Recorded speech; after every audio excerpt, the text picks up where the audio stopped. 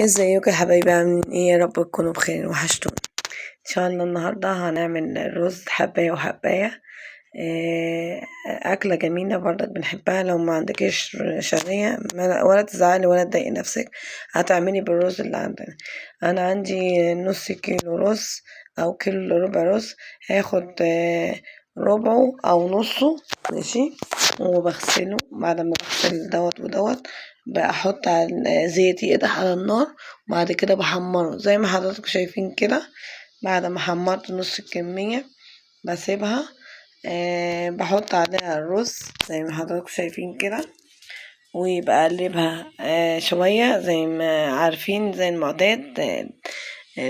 زي ما بنعمل مع الشعرية.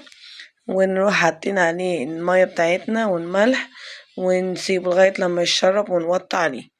وبعد ما يستوي بنغرفه. هوريكم شكله بعد ما نغرفه.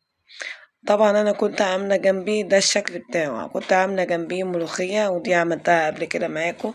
وكنت سلقه حتتين فراخ ومحمراهم، وعملت جنبه لسان عصفور. يا رب اكون ضيفه خفيفه عليكم، واكون عند حسن ظنكم.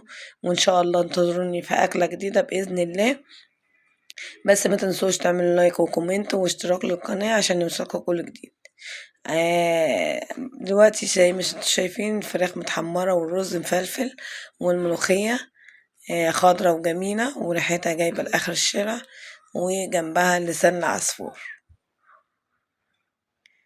لو في أي حاجة أنا غلطت فيها أو أي حاجة عايزين تعدلوا فيها، اكتبولي في القناة، وأنا بتقبل أي حاجة.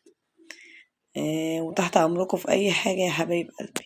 أشوفكم على خير إن شاء الله.